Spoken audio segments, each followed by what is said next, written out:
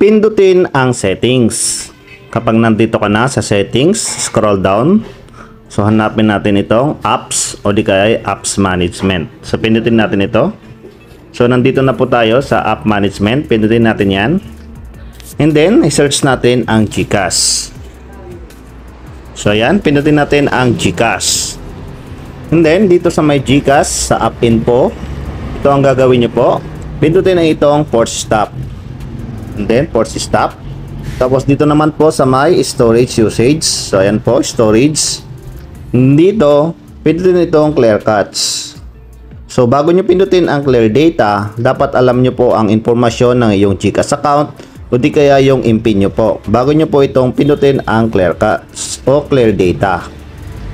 Ayan, delete. So ayan po. So dito naman po, balik po tayo sa may settings po ulit. Ayan, dito sa may settings po ulit, hanapin natin ang about phone o di kaya about device.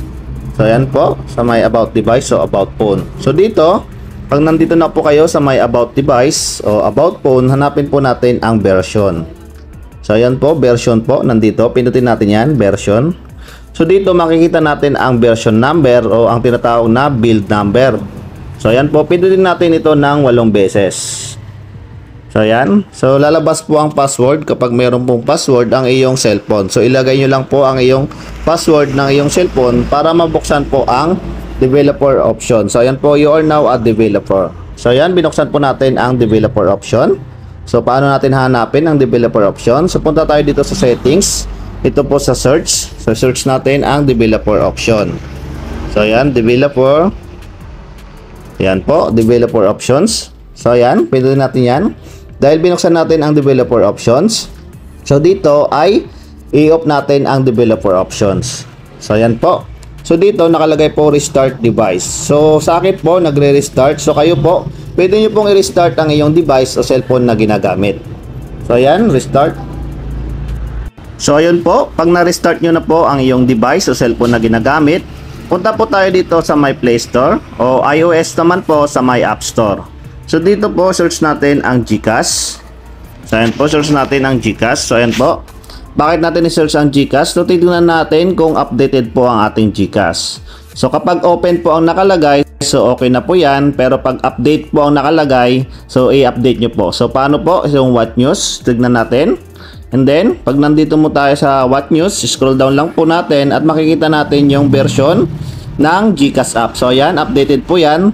So, paano natin malalaman na updated po yan? So, makikita natin dito yung update on. So, pinakamalapit na buwan o araw na ginagawa nyo po ito, tutorial na ito. So, yun.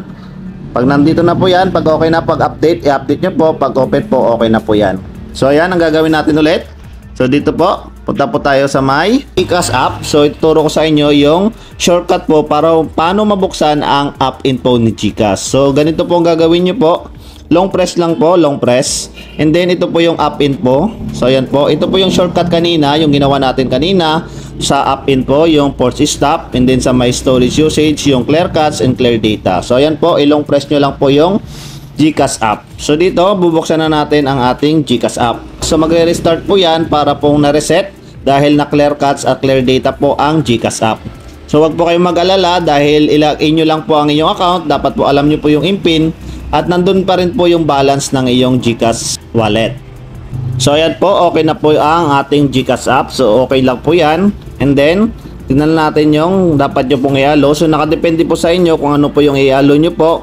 So i-allow nyo lang po yan. And then, ilagay nyo lang po yung GCash number nyo po at para gumana po ang iyong GCash account. So ayun, maraming salamat po. Kapag nakatulong po ang video na ito, please like, share, and subscribe.